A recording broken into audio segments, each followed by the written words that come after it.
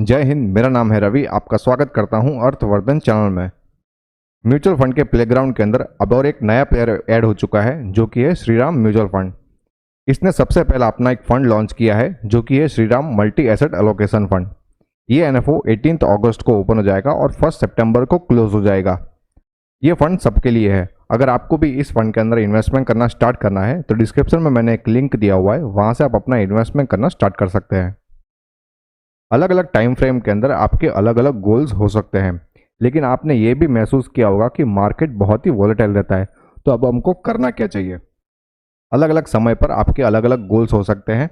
आपको foreign trip करना है, घर में किसी की वेडिंग प्लानिंग करना है, आपको नई कार खरीदनी है, आपको नया मकान खरीदना है, अपने बच्चों के लिए एजुकेशन का प्लानिंग करना है, या फिर आपको रिटायरमेंट का प्लानिंग करना है। ये सब अलग अलग टाइम फ्रेम पर आपके अलग अलग गोल्स हो सकते हैं। इसको अचीव करना बहुत ही ज़्यादा मुश्किल हो सकता है अगर आपने अच्छी तरीके से प्लानिंग नहीं किया है तो। यहाँ पर इस फंड के अंदर मेनली यहाँ पर स्टेबिलिटी के अंदर ध्यान दिया जाएगा। स्टेबिलिटी के लिए यहाँ पर इक्विटी, डेट, गोल्ड, सिल्वर और रिट्स इनविट्स को यूज़ किया जाएगा। ये जितने भी एसेट क्लासेस है इन सबकी अलग अलग टाइम पर अलग अलग परफॉर्मेंस होती है। वो किस तरीके से होती है वो मैं आपको आगे बताने वाला हूँ। यहाँ पर एसेट एलोकेशन किस तरीके से रहने वाला है वो भी मैं आपको बताता हूँ। इक्विटी के अंदर यहाँ पर एसेट एलोकेशन 65% से लेके 80% जितना रह सकता है। डेट में यहाँ पर 10% से लेके 25%, गोल्ड सिल्वर के अंदर यहाँ पर 10% से लेके 25%, रिट्स इन्वेस्ट में यहाँ पर 0% से लेके मैक्सिमम 10% जितना एसेट एलोकेशन हमें यहाँ पर इस फंड के अंदर देखने को मिल सकता है। मल्टी एसेट एलोकेशन फंड यहाँ पर वॉलेटिलिटी और रिटर्न्स के मामले में अगर हम देखें तो यहाँ पर ये बैलेंस्ड एडवांटेज फंड से थोड़ा ज़्यादा एग्रेसिव रहता है, लेकिन एग्रेसिव हाइब्रिड फंड से ये थोड़ा कम एग्रेसिव रहता है। मतलब यहाँ पर हमें वॉलेटिलिटी भी कम देखने को मिलती है और शानदार रिटर्न्स भी हमें देखने को मिल सकते हैं।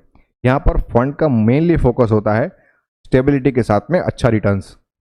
यहाँ पर एसेट एलोकेशन तो डिसाइड हो चुका है, लेकिन अलग अलग एसेट एलोकेशन के अंदर यहाँ पर कौन से इंस्ट्रूमेंट्स रहेंगे वो मैं आपको बताता हूँ। इक्विटी के लिए यहाँ पर एनहांस्ड क्वाड्रेंटल इन्वेस्टमेंट मॉडल को यूज़ किया जाएगा। डेट के लिए यहाँ पर short to medium term triple rated जो इंस्ट्रूमेंट्स होंगे उनको यहाँ पर यूज़ करने वाले हैं, और गोल्ड और सिल्वर में इन्वेस्टमेंट के लिए यहाँ पर ईटीएफ को यूज़ करने वाले हैं। मार्केट में हमेशा 3 टाइप के मूवमेंट्स होते हैं। पहला होता है ऊपर की तरफ का मूवमेंट, दूसरा होता है नीचे की तरफ का मूवमेंट, और तीसरा होता है साइडवेज मूवमेंट। इन तीनों टाइप के मूवमेंट के अंदर यहाँ पर एसेट एलोकेशन के अंदर किस तरीके से रीशफलिंग होगा वो मैं आपको बताता हूँ। पहले समझते हैं स्लो डाउन, मतलब मार्केट अगर नीचे की तरफ जा रहा होता है तो उस समय एसेट एलोकेशन किस तरीके से रहेगा। अगर मार्केट नीचे की तरफ जा रहा होता है तो उस समय इक्विटी, डेट और सिल्वर तीनों को यहाँ पर कम करेंगे और यहाँ पर गोल्ड के अंदर एक्सपोजर बढ़ाएंगे। जब मार्केट ऊपर की तरफ जा रहा होगा उस समय इक्विटी, डेट और सिल्वर का जो एसेट एलोकेशन है उसको बढ़ाएंगे और गोल्ड में यहाँ पर किसी भी तरीके का चेंजेस नहीं करेंगे। और अगर मार्केट साइडवेज रहने वाला है तो इक्विटी और डेट के अंदर किसी भी तरीके का चेंजेस नहीं करेंगे, और साइडवेज मार्केट के अंदर यहाँ पर गोल्ड और सिल्वर को यहाँ पर एड ऑन करते जाएंगे, मतलब इसका यहाँ पर पोर्शन बढ़ाते जाएंगे गोल्ड और सिल्वर का। यहाँ पर आप एरो से भी समझ सकते हैं कि किस तरीके से यहाँ पर एसेट एलोकेशन अलग अलग मार्केट सिनेरियो के अंदर रहने वाला है। श्रीराम म्यूचुअल फंड ने एक मॉडल पोर्टफोलियो बनाया, उसके अकॉर्डिंग रिटर्न किस तरीके से बैठ रहा है वो मैं आपको बताता हूँ। अगर आपने जून 2013 के अंदर 100 रुपये लगाए होते तो आपको इस बैक टेस्टेड मॉडल के अंदर आपको मिला होता 461 रुपीज़, निफ्टी 50 के अंदर 328, और यहाँ पर बेंचमार्क होता 300 रुपीज़ का। मतलब यहाँ पर जो मॉडल है वो अच्छा खासा यहाँ पर हम देख सकते हैं कि यहाँ पर वॉलेटिलिटी भी कम है और हमें यहाँ पर जो रिटर्न्स है वो भी अच्छे मिल रहे हैं। यहाँ पर इस फंड के अंदर 2 फंड मैनेजर्स रहने वाले हैं।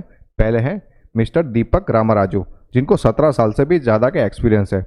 दूसरी है मिस गार्गी भट्टाचार्य बैनर्जी, जिनको 20 साल से भी ज़्यादा का एक्सपीरियंस है। अगर हम Shriram multi asset allocation fund के एनएफओ डेट्स की बात करें तो ये एनएफओ 18 अगस्त को ओपन हो जाएगा और 1 सितंबर को क्लोज हो जाएगा। इस फंड का बेंचमार्क रहने वाला है Nifty 50 TRI 70%, Nifty short duration debt index 20%, domestic price of gold 8% और डोमेस्टिक प्राइस ऑफ सिल्वर 2%। यहाँ पर एग्जिट लोड रहेगा 1% फॉर 1 ईयर।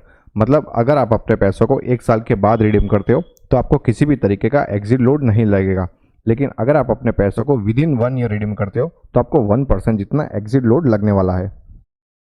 इस फंड का NAV 10 रहेगा और इस फंड का एक्सपेंस रेशियो जैसे ही फंड लॉन्च हो जाएगा वैसे आपको पता चल जाएगा।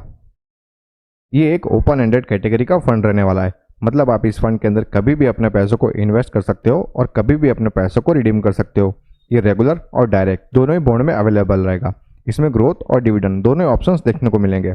अगर आपको अपना इन्वेस्टमेंट स्टार्ट करना है तो आप SIP, लमसम, HWP या स्ट्रिप चारों में से किसी भी मोड में अपना इन्वेस्टमेंट स्टार्ट कर सकते हैं। मिनिमम इन्वेस्टमेंट की बात करें तो लमसम मोड में 5000 रुपीज़ से आप अपना इन्वेस्टमेंट स्टार्ट कर सकते हो, या फिर अगर आपको अपनी SIP स्टार्ट करनी है तो मात्र 1000 रुपीज़ पर मंथ से आप अपनी SIP स्टार्ट कर सकते हैं। अगर आपको अपने पोर्टफोलियो को फ्री में रिव्यू करवाना है, डिस्क्रिप्शन में मैंने अपना नंबर दिया हुआ है, वहाँ पर आप कॉन्टैक्ट कर सकते हैं या फिर अपने पोर्टफोलियो को व्हाट्सएप भी कर सकते हैं। इस फंड में इन्वेस्टमेंट के लिए डिस्क्रिप्शन में मैंने एक लिंक दिया हुआ है, वहाँ से आप इन्वेस्टमेंट करना स्टार्ट कर सकते हैं। यहाँ पर आप म्यूचुअल फंड के अलावा insurance, FD, pre IPO, PMS और डिवेंचर्स जैसे अलग अलग ऑप्शंस को भी चेकआउट कर सकते हो। अब मेरा क्या मानना है इस फंड के बारे में वो मैं आपको बताता हूँ। अगर आपको स्टेबल रिटर्न चाहिए तो आप इस फंड के अंदर इन्वेस्टमेंट करना स्टार्ट कर सकते हैं।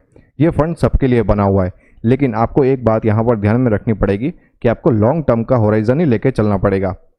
अगर आपने और भी कहीं पर भी इन्वेस्टमेंट किया हुआ है तो इस फंड के अंदर इन्वेस्टमेंट करके आप अपने पोर्टफोलियो को डाइवर्सिफाई कर पाओगे।